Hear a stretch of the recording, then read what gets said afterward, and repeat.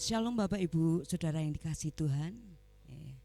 Sukacita yang luar biasa kalau saat ini kita masih diberi kesempatan oleh Tuhan untuk kita boleh mengagungkan nama Tuhan. Kita akan mulai ibadah kita dan mari persiapkan hati kita. Persiapkan segala persembahan yang baik, penyembahan yang baik kita hanya untuk Tuhan. Sebelum kita akan mulai ibadah kita, mari kita akan bersama-sama menaikkan syukur kita melalui doa. Bapa di surga mengucap syukur. Terima kasih untuk kesempatan yang Kau beri Tuhan. Terima kasih untuk waktu yang Kau beri untuk kami boleh menaikkan pujian dan syukur kami kepada Engkau. Mari Allah Roh Kudus memenuhi hati kami, memenuhi setiap ruangan hati kami, sehingga Engkau layak akan untuk kami boleh memberi yang terbaik bagi Engkau. Terima kasih Bapa di surga, hanya di dalam nama Tuhan kami Yesus Kristus kami berdoa dan kami mengucap syukur. Amin. Haleluya. Segala pujian bagi Allah kita, segala hormat syukur bagi Tuhan Yesus. Oleh karena itu saya rindu, meskipun saat ini kita tidak bisa berjumpa secara langsung, tetapi sukacita Tuhan tidak akan pernah terlewat dalam kehidupan saudara dan saya. Angkatlah suaramu, kita mau angkat pujian kita mau angkat suara kita bagi Tuhan kita. Amin. Haleluya. Yes. Mari naikkan syukurmu bagi Tuhan. Haleluya. Mari rasakan sukacita Tuhan. Haleluya. Mari bersama. Angkatlah suaramu, puji dan serukan nama Yesus. Tanggalkan bebanmu, tak perlu kau khawatir, sebab Dia sanggup. Gerakkan kakimu, menarilah dan bertepuk tangan, bersukacitalah, tak perlu kau khawatir, sebab Dia sanggup. Mari katakan bersama. Sekarang nyanyikan kebesarannya, Dia kuat dan penuh kuasa. Bersorak-sorai karena kasih-Nya telah datang melawat kita. Bagi Dia. Amin. Haleluya. Oh, sukacita ada di tengah kita. Angkatlah suaramu, puji dan serukan nama Yesus. Tanggalkan bebanmu, tak perlu kau khawatir, sebab Dia sanggup. Gerakkan kakimu, menarilah dan bertepuk tangan, bersukacitalah. Amin. Mari nyatakan. Sekarang nyanyikan kebesarannya, Dia kuat dan penuh kuasa. Bersorak-sorai karena kasih-Nya telah datang melawat kita. Sekarang nyanyikan kebesarannya, Dia kuat. Amin. Amin Tuhan. Karena kasih-Nya telah datang melawat kita. Nyanyi bagi Dia. Oh, nyanyi bagi Dia. Oh, haleluya. Amin. Haleluya. Haleluya. Segala puji syukur bagi Engkau Tuhan. Karena kami tahu Engkau adalah Allah yang sanggup melakukan segala perkara yang luar biasa. Terima kasih Tuhan Yesus. Engkau Allah yang tidak pernah berubah dalam kehidupan kami. Dari dulu sekarang sampai selama-lamanya, kasih dan kuasa-Mu tidak pernah berubah Tuhan. Kalau saat ini segala sesuatu terjadi dalam kehidupan kami mau tetap percaya Tuhan, bahwa kasih dan kuasa-Mu itu tidak pernah berubah dalam kehidupan kami Tuhan. Haleluya. Yesus. Mari siapkan hati kita untuk kita boleh menyembah Dia. Sikala lama-lama ya. Dia sanggup memulihkan hidup kita. Dia sanggup memulihkan keadaan kita.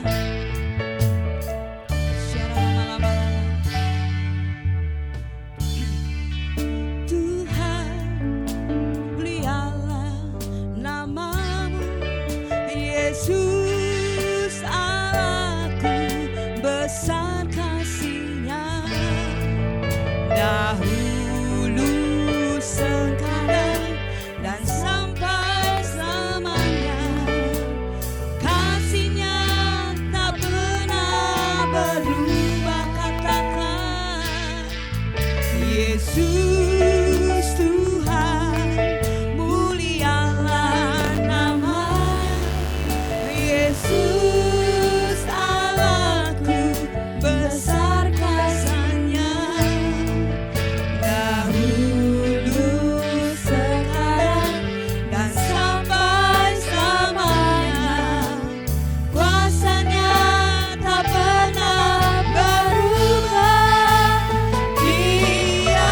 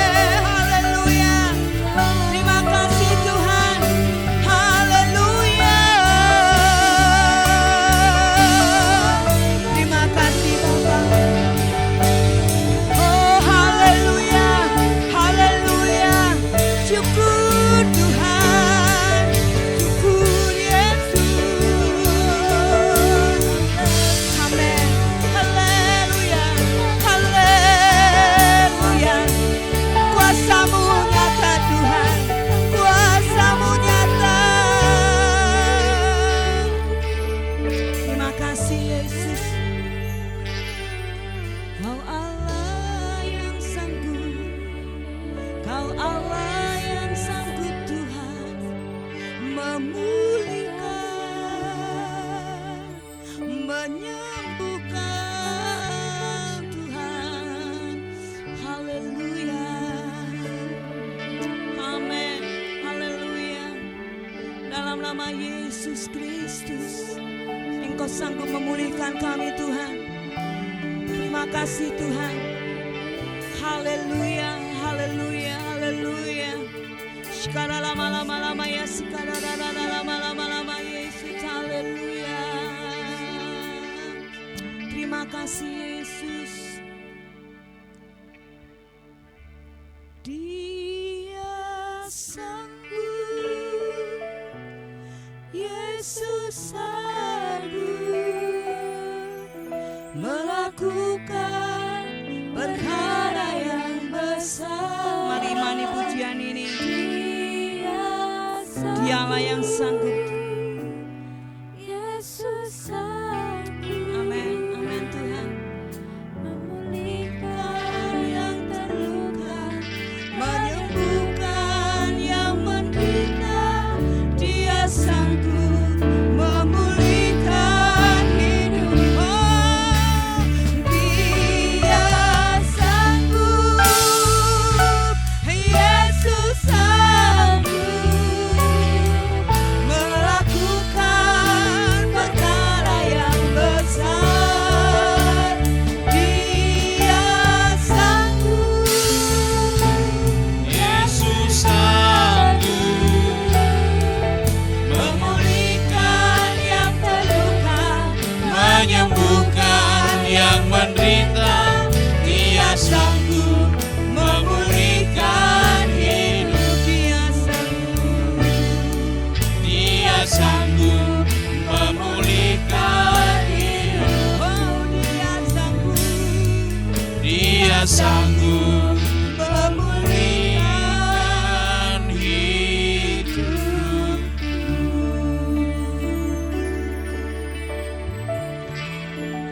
Kami percaya bahwasanya hanya Yesus Kristus, Allah yang kami sembah, yang sanggup menghapus setiap air mata kami, yang sanggup memberikan kekuatan kepada kami semua. Kami hanya berharap kepada Tuhan. Di hari-hari ini kami tetap beriman, dan iman kami harus semakin naik sehingga Tuhan akan bertindak atas kami semua. Pada saat sekarang ini Tuhan, kami mau mendengarkan firman Allah. Biarlah apa yang kami pelajari, apa yang kami dengar hari ini dapat menjadikan kekuatan bagi kami semua, dan juga dapat memberikan kepada kami semangat hidup yang baru, karena kami percaya firman-Mu adalah pelita bagi kaki kami. Pakailah hamba-Mu yang tidak ada apa-apanya ini Tuhan, untuk menjadi saluran berkat bagi kami semua, sehingga semua sidang jemaat-Mu diberkati oleh pemberitaan firman pada hari ini. Di dalam nama Tuhan Yesus Kristus kami berdoa dan mengucap syukur. Haleluya. Amin. Baik, salam Bapak Ibu saudaraku yang dikasih Tuhan. Pripun kabare? Saya berharap keadaan Bapak Ibu panjenengan semua hari-hari ini dalam keadaan sehat. Dan apabila ada yang sakit hari ini, percayalah mujizat masih berlaku bagi kita semua. Dan tidak pernah terlambat Tuhan untuk menolong kita. Hari ini kita akan belajar satu kebenaran firman Tuhan dengan satu tema, yaitu taat kehendak Allah, yang terdapat di dalam Injil Lukas pasal yang ke-6 ayat 46 hingga 49. Ayat yang ke-46. Mengapa kamu berseru kepadaku Tuhan, Tuhan, padahal kamu tidak melakukan apa yang aku katakan? Setiap orang yang datang kepadaku dan mendengarkan perkataanku serta melakukannya, Aku akan menyatakan kepadamu dengan siapa ia dapat disamakan. Ia sama dengan seorang yang mendirikan rumah. Orang itu menggali dalam-dalam dan meletakkan dasarnya di atas batu.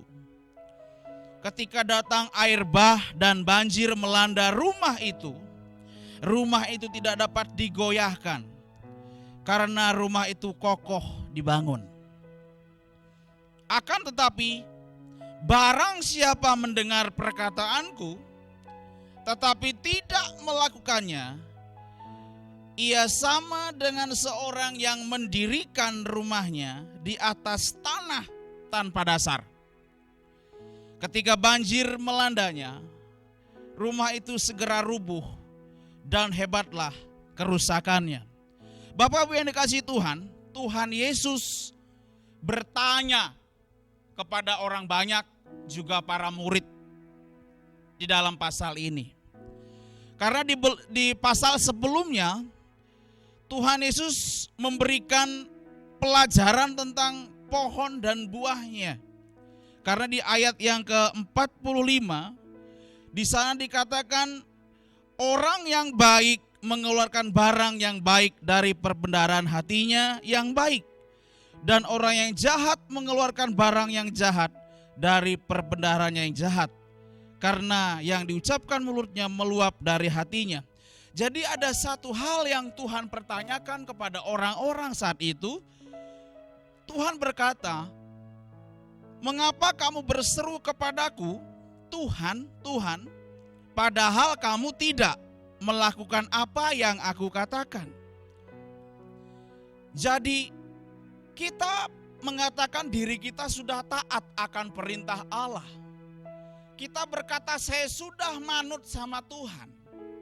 Tetapi Tuhan masih bertanya di dalam ayat yang ke-46 tadi. Dan kalau Tuhan bertanya secara bebas kepada kita. Yang pertama, engkau menyebut aku jalan, tetapi engkau tidak mengikut aku. Atau juga engkau menyebut aku terang, tetapi engkau tidak melihat aku. Kemudian engkau menyebut aku guru, tetapi engkau tidak mendengarkan aku. Tuhan bertanya, karena pelajaran dari nabi-nabi sebelumnya, dalam hal ini kita lihat karena ketidaktaatan satu orang manusia, maka seluruh dunia, seluruh manusia mewarisi dosa keturunannya. Karena ketidaktaatan Adam dan Hawa kepada firman Tuhan, maka semua manusia berdosa. Kemudian engkau menyebut aku Tuhan, tetapi engkau tidak melayani aku. Engkau menyebut aku kebenaran, tetapi engkau tidak percaya kepadaku. Ini suatu pertanyaan-pertanyaan yang Tuhan tanyakan dalam hati kita hari-hari ini. Di akhir zaman ini, di hari-hari terakhir ini, di masa Indonesia sedang menghadapi, sedang berjuang melawan keganasan ataupun melawan virus yang begitu membuat banyak orang ketakutan. Beda pengakuan di mulut dan di kehidupan sehari-hari ini banyak sekali. Jadi kita ngomong A tetapi di hati beda dengan apa yang kita ucapkan. Bapak Ibu dikasihi Tuhan, yang pertama, orang yang mengaku bahwa Allah itu ada, tetapi hidup seakan-akan Allah tidak ada. Jadi kita bilang Allah itu berkuasa, Allah itu sumber mujizat, tetapi kita mengingkari, tetapi kita tidak yakin, tidak percaya akan mujizat ataupun perkara ajaib yang Tuhan berikan, yang Tuhan sediakan bagi kita.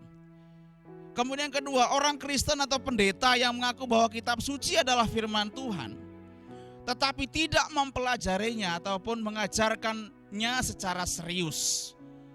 Jadi karena kita terlalu dienakkan bahwasanya sekali selamat tetap selamat karena doktrin yang salah, sehingga kita tidak ada rasa hormat lagi untuk membaca firman Tuhan.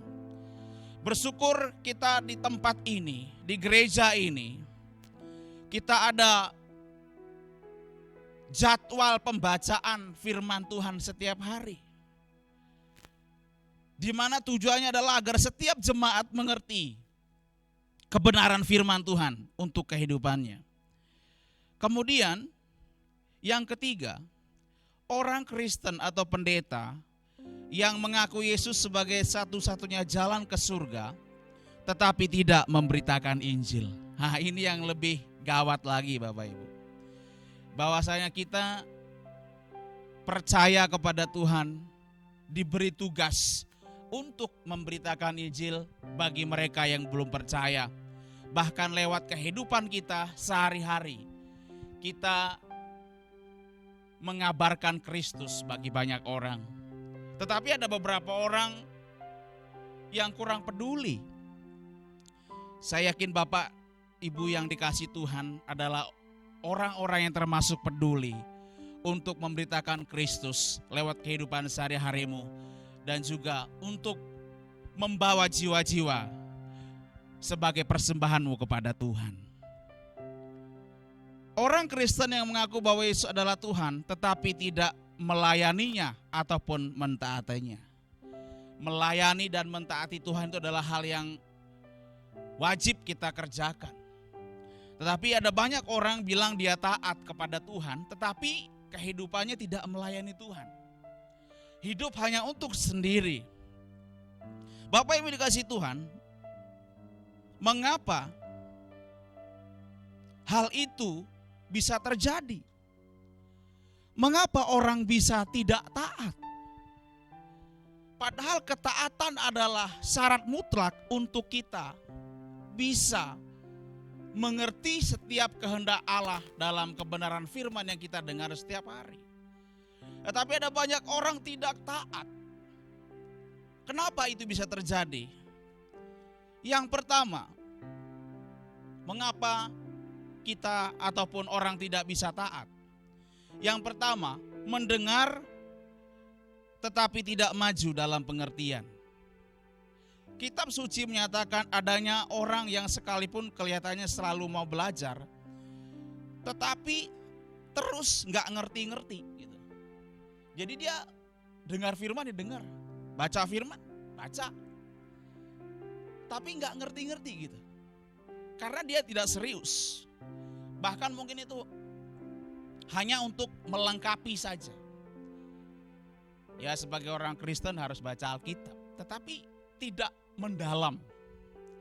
Di dalam 2 Timotius 3:7 yang walaupun selalu ingin diajar, namun tidak pernah dapat mengenal kebenaran.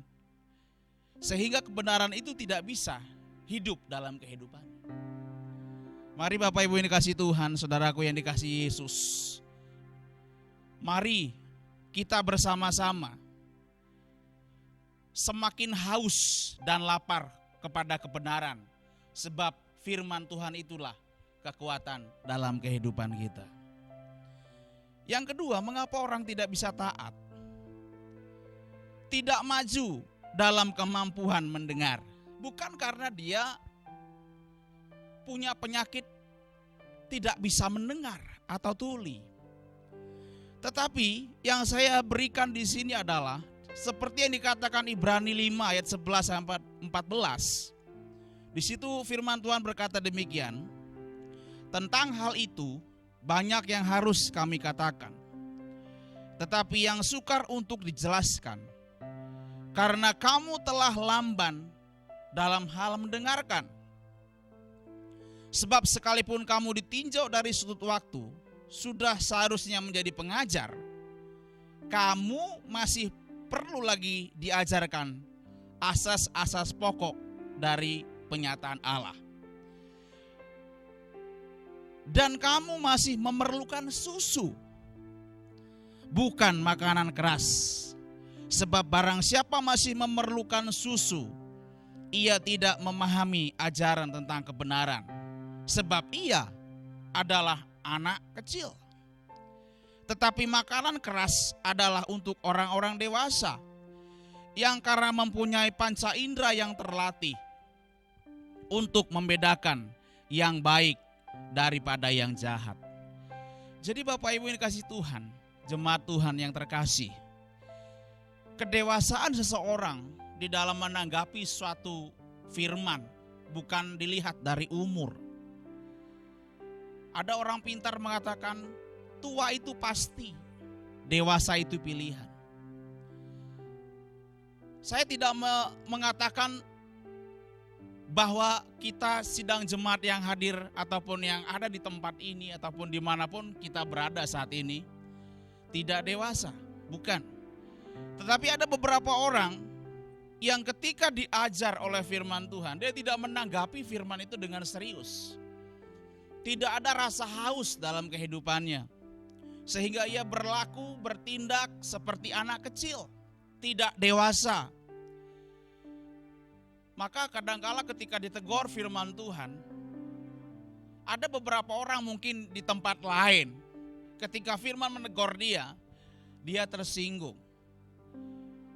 Tetapi yang seharusnya adalah, kalau kita menjadi orang dewasa di dalam Tuhan, firman Tuhan itu berfungsi untuk menegur kita, untuk mengarahkan kita kepada kebenaran, supaya kita dewasa di dalam Tuhan. Sebab hanya orang yang dewasalah di dalam Tuhan yang bisa menanggapi firman itu dan melakukan firman itu serta menyaksikannya bagi banyak orang. Kita bukan bayi rohani lagi, kita sudah lama menjadi percaya kepada Tuhan.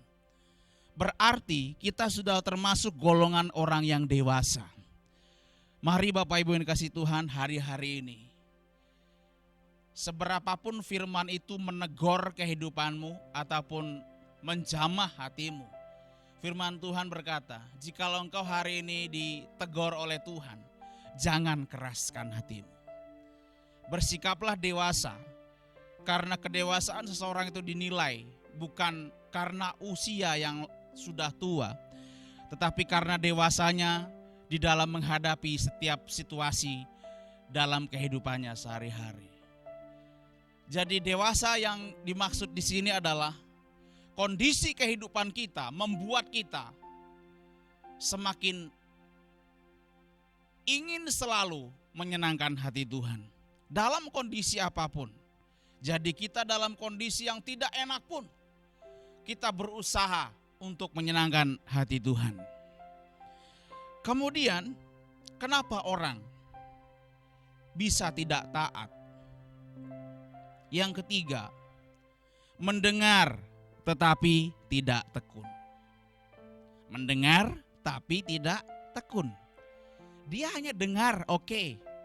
Keluar dari masuk telinga kiri, keluar telinga kanan. Tidak ditekuni.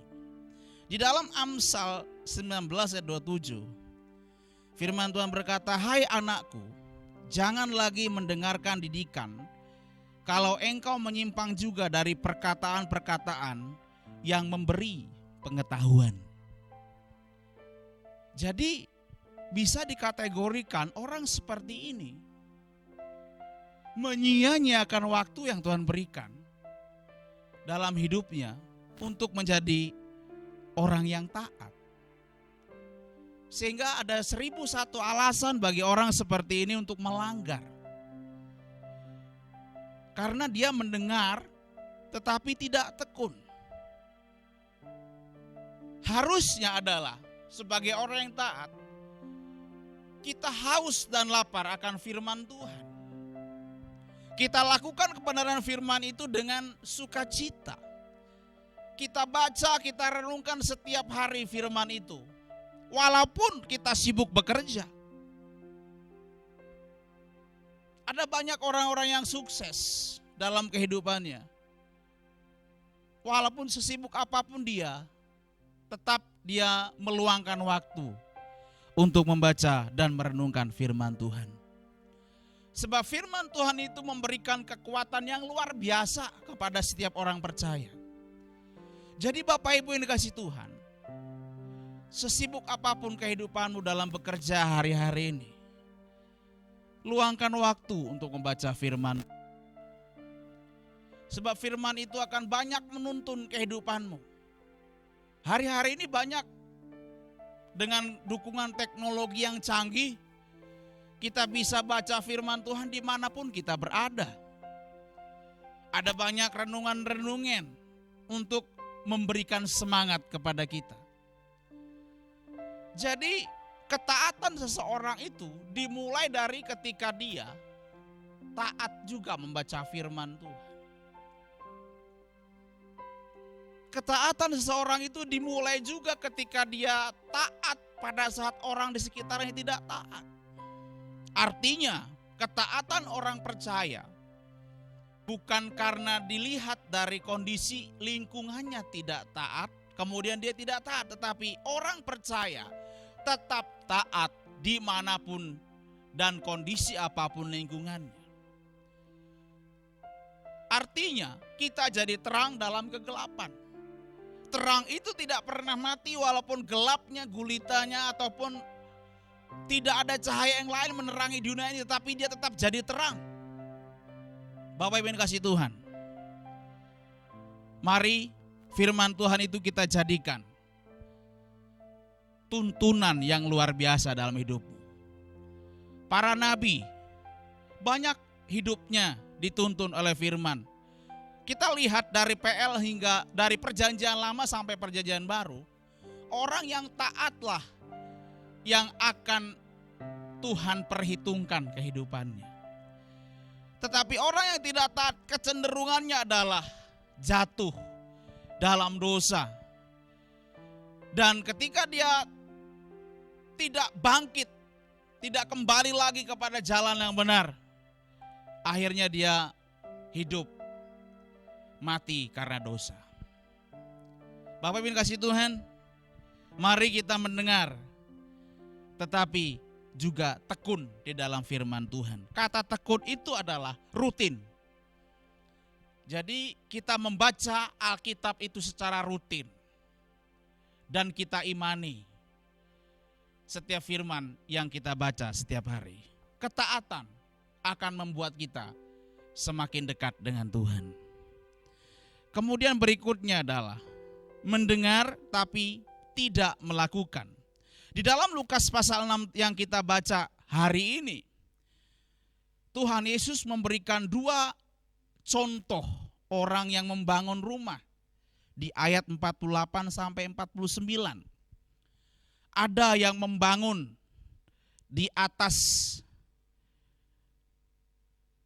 batu. Di dalam ayat 48 dikatakan, ia sama dengan seorang yang mendirikan rumah. Orang itu menggali dalam-dalam dan meletakkan dasarnya di atas batu. Artinya orang itu mempersiapkan segala sesuatunya dengan baik supaya hasilnya maksimal. Dia menggali pondasi rumahnya dalam-dalam. Ada perbedaan yang luar biasa di sini.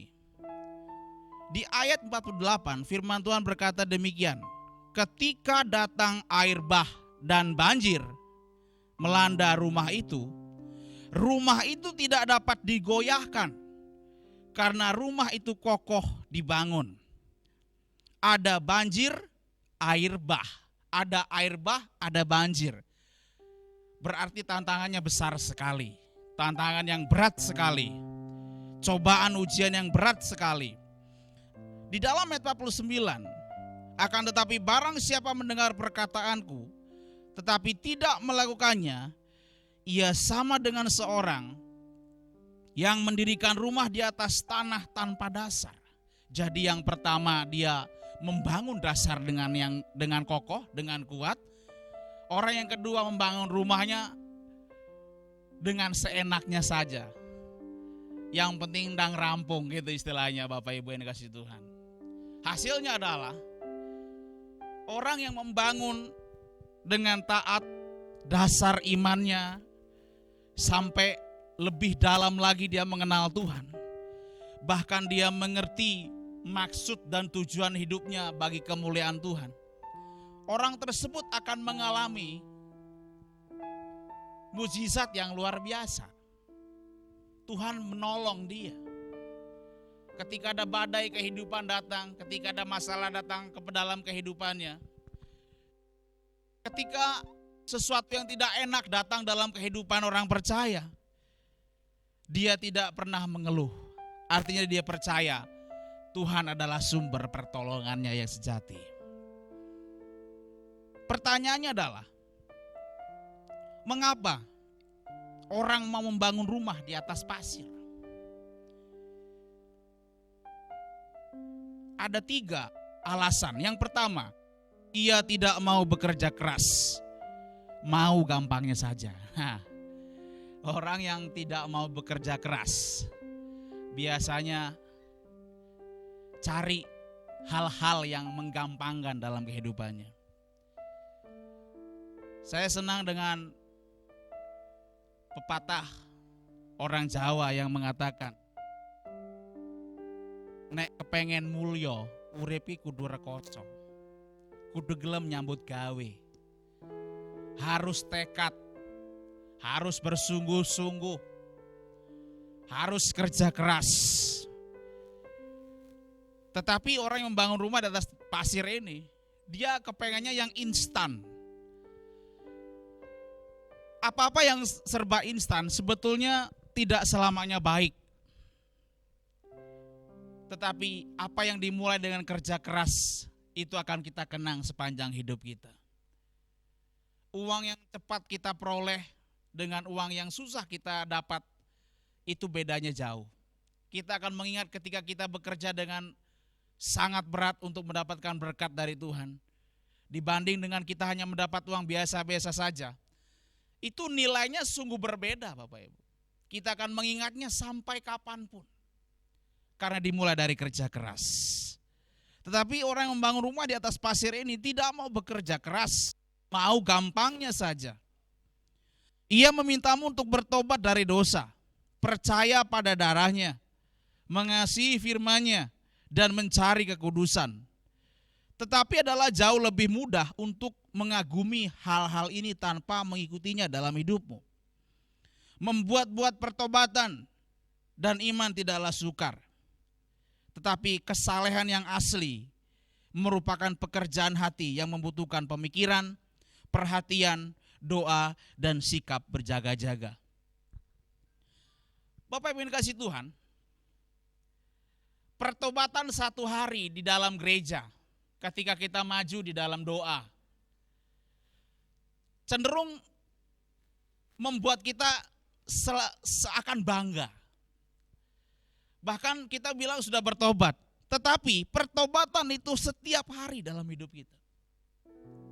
Tidak bisa kita bertobat hanya 1 kali kebaktian, cukup tidak. Tapi kita harus ikut prosesnya Tuhan. Kita harus senantiasa taat kepada setiap proses yang Tuhan berikan. Bapak Ibu yang dikasihi Tuhan, mengapa orang mau membangun rumah di atas dasar pasir? Yang pertama, kita telah dengar tadi bahwasanya ia tidak mau bekerja keras, mau gampangnya saja. Yang kedua, ia mau rumah itu cepat jadi. Jadi istilahnya kesusu dia bangun rumah itu. Jadi dia tidak mau berlama-lama di dalam proses. Semua ketergesa-gesaan tidak baik. Alkitab pun mengajarkan kepada kita, setiap orang yang mau membangun satu rumah, dia harus duduk dulu, menghitung anggarannya dengan terencana. Apakah dia cukup dananya untuk membangun rumah tersebut atau tidak. Yang tergesa-gesa, biasanya keputusannya banyak yang keliru dan salah. Siapapun kita, kalau tergesa-gesa, kesusu istilahnya, di dalam melakukan suatu tindakan apapun itu, entah itu di dalam rumah tangga, ataupun di tempat kerja, ataupun dimanapun kita berada, ketergesa-gesaan itu akan membuat penyesalan di kemudian hari. Yang ketiga, mengapa orang mau membangun rumah di atas pasir? Ia berpikiran pendek. Pokoknya sekarang enak. Jadi pikirannya tidak untuk masa depan, tetapi yang dia pikirkan untuk sekarang saja. Yang dia pikirkan hanya enaknya sekarang saja. Bagaimana hari ini saya bisa hidup enak, besok gak usah dipikirkan. Dalam setiap keputusan dalam kehidupan ada pandangan yang pendek dan pandangan yang jauh. Ada orang yang berpikiran pendek, ada orang yang berpikiran panjang. Berbahagialah orang yang tidak pernah menukarkan hal-hal yang baik di masa yang akan datang dengan kesenangan masa kini. Jadi kita ambil contoh ketika Esau menjual dengan cepat hak kesulungannya kepada Yakub. Dia tidak peduli dengan hak kesulungan yang diberikan kepada dia. Yang dia pikirkan adalah bagaimana dengan cepat dia mendapatkan sesuatu yang dia butuhkan. Tapi kita lihat akhirnya Esau menyesal telah kehilangan hak kesulungan yang diberikan kepada dirinya. Jadi Bapak Ibu dikasih Tuhan, sidang jemaat Tuhan yang terkasih, ketaatanlah yang membedakan orang Kristen yang asli dan yang palsu. Hanya taat saja yang membedakan orang tersebut Kristen asli atau dia palsu. Ketaatan membuat kita dapat menunjukkan siapa diri kita sebenarnya di tengah masyarakat.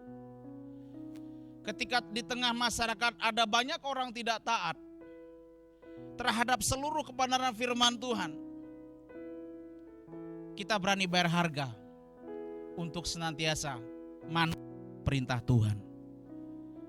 Taat akan kehendak Allah. Karena kita belum melihat bagaimana kekekalan, bagaimana neraka. Karena kita belum pernah ke sana. Tetapi Yesus sudah banyak menasihati kita. Makanya dia bertanya di dalam Lukas pasal yang ke-6 tadi, mengapa kamu berseru kepadaku, Tuhan, Tuhan, padahal kamu tidak melakukan apa yang aku katakan. Kita hanya percaya Yesus itu Tuhan, tetapi tidak ikut apa yang Yesus lakukan. Kita percaya dengan iman Yesus itu juru selamat, tetapi hidup kita, karakter hidup kita tidak seperti Tuhan Yesus. Jadi kontradiksi, bertolak belakang. Maka dari itu Bapak Ibu yang kasih Tuhan, mari di hari-hari sekarang ini kita menjadi serupa dengan Yesus. Kita mencontoh teladan kita yaitu Yesus Kristus. Apapun yang dia lakukan, kita hanya mengikutinya dari belakang. Apakah saudara adalah orang yang berseru Tuhan, Tuhan?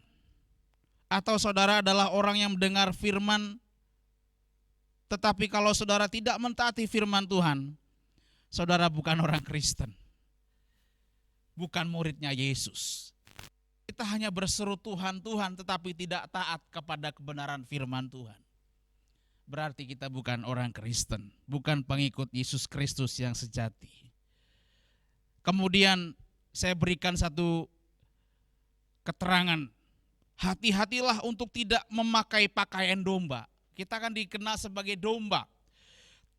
Saya ulangi, hati-hatilah untuk tidak memakai pakaian domba tanpa mempunyai sifat domba.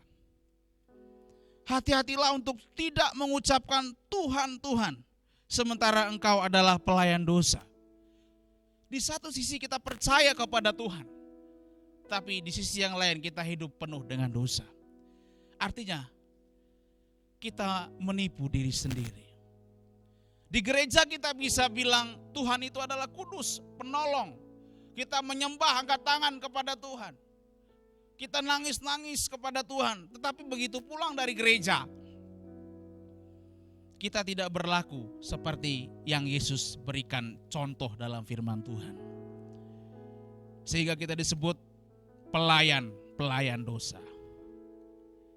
Bapak Ibu yang kasih Tuhan, jangan pernah menyesal ketika Tuhan berkata ketika kita menghadap Dia. Matius 7 ayat yang ke-24. Di sana Tuhan berkata, enyahlah dari hadapanku, engkau pembuat kekacauan, aku tidak mengenal engkau. Jadi Tuhan saja tidak kenal dengan kita. Kemudian akhir dari kekristen yang tidak taat di ayat yang ke-49 kita dapat lihat, yaitu dengan satu kalimat, hebatlah kerusakannya.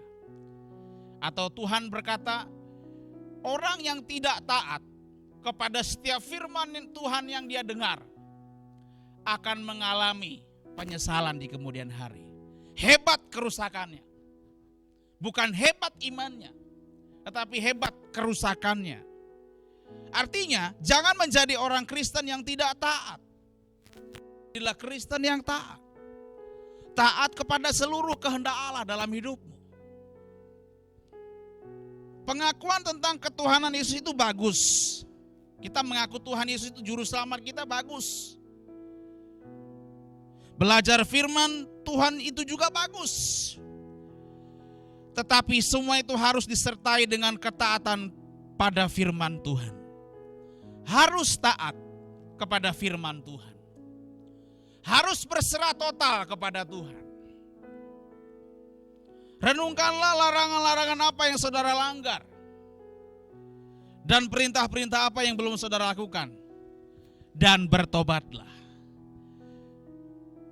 Mari Bapak Ibu yang dikasihi Tuhan. Jadilah orang yang taat kepada kehendak Allah. Supaya kita semakin mengerti hidup kita ini sungguh berharga di hadapan Tuhan. Jadilah orang yang taat, karena orang yang taatlah yang akan melihat kekekalan. Mulai dari sekarang, jika engkau belum taat kepada setiap firman yang kita dengar, lembutkan hatimu, izinkan Roh Kudus menjamah hatimu. Supaya engkau menjadi orang yang taat kepada setiap firman Tuhan. Sehingga engkau mengerti apa kehendak Allah dalam hidupmu. Mari kita angkat pujian kepada Tuhan apapun yang terjadi. Haleluya.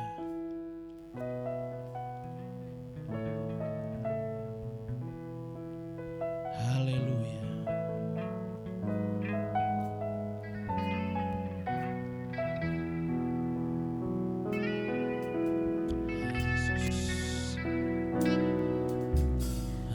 Apapun yang terjadi dalam hidupku ini, tak pernah ku ragukan kasih-Mu Tuhan. Lewat gunung yang tinggi, dalam lembah yang curam, tak pernah ku ragukan janji-Mu Tuhan. Firman dan sembuhkanku, Kau bersabda dan selamatkanku. Tiada yang mustahil bagimu, Yesus, percaya padamu. Apapun yang terjadi dalam hidup ini, apapun yang terjadi dalam hidupku ini, tak pernah ku ragukan kasih-Mu Tuhan. Lewat gunung yang tinggi, dalam lembah yang curam, tak pernah ku ragukan janji-Mu Tuhan.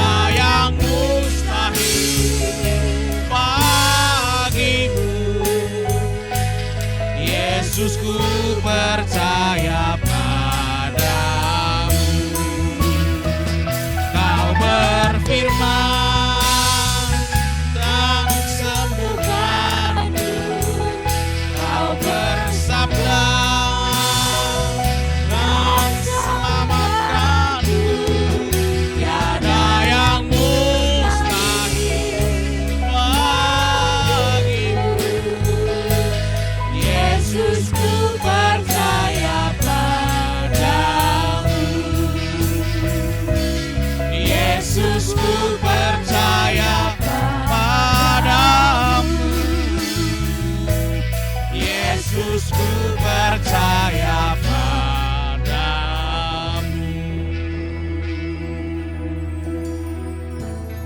Haleluya, haleluya. Terima kasih Yesus, terima kasih Bapa, Kau luar biasa, sangat ajaib, dahsyat nama Tuhan, berkuasa. Bapa yang kami kasihi dalam nama Tuhan Yesus, hamba telah selesai menyampaikan firman Tuhan. Biarlah apa yang kami dengar pada hari ini memberikan semangat yang baru dalam iman kami kepada Engkau. Sebab kami yakin apapun yang kami dengar hari-hari ini dari firman Tuhan, terlebih hari ini, memampukan kami untuk semakin kokoh di dalam menghadapi situasi apapun dalam hidup kami. Hamba-Mu berdoa untuk seluruh sidang jemaat Tuhan yang hari ini sakit, di dalam nama Yesus Kristus, sembuh setiap sakit yang dia alami. Yang hari-hari ini membutuhkan jawaban atas persoalan hidupnya, hamba-Mu yakin dan percaya Tuhan pasti punya solusi yang terbaik untuk setiap persoalan yang sidang jemaat-Mu hadapi hari-hari ini. Dan hamba-Mu berdoa bagi seluruh pelayan-pelayan Tuhan dimanapun mereka berada. Biarlah mereka tetap menjaga hati dan tetap menjaga api Roh Kudus agar semangat di dalam melayani Tuhan. Dan hamba juga tetap berdoa untuk bangsa kami Indonesia ya Tuhan, agar bangsa kami Indonesia, negara kesatuan Republik Indonesia ini, Tuhan mampukan untuk menghadapi setiap ujian bagi bangsa Indonesia ini. Kami berdoa biarlah dari Bapak Presiden kami sampai kepada para menteri, anggota dewan, gubernur, bupati, sampai ke tingkat RT RW, saling bekerja sama untuk membangun bangsa ini lebih maju lagi. Seberat apapun tantangan yang dihadapi negara kami Indonesia, tetap kami mengandalkan Tuhan di dalam segala situasinya. Tidak lupa juga kami berdoa untuk setiap gereja-gereja cabang yang ada di Banyuanyar, di Jengrek, Boyolali, bahkan yang ada di Gumeng. Semua Tuhan pakai hamba-hamba Tuhan dan juga seluruh jemaat untuk menjadi berkat bagi banyak orang, sehingga menarik jiwa-jiwa untuk datang kepada Tuhan. Terima kasih Bapa. Apapun yang terjadi dalam kehidupan kami serahkan semuanya kepada Tuhan. Apa yang mampu kami kerjakan Tuhan. Dan apabila kami sudah mentok tidak mampu lagi, kami serahkan kepada Tuhan. Sebab hanya kekuatan Tuhanlah yang mampu dan memampukan kehidupan kami. Terima kasih Bapa. Terpujilah nama-Mu. Mari kita angkat kedua tangan kita untuk terima berkat daripada Tuhan. Sidang jemaat ini kasih Tuhan, terimalah berkat dari Allah Bapa, keselamatan daripada Yesus Kristus putranya yang tunggal, dan juga kuasa adik kodrati yang luar biasa yang menuntun kita, memberi kuasa, menginsapkan oleh kuasa Roh Kudus yang memberikan kepada kita kekuatan dari sekarang sampai selama-lamanya, sampai Tuhan datang kali yang kedua menjemput kita di awan yang permai yang senantiasa menyertai kita dari sekarang sampai selama-lamanya. Amin.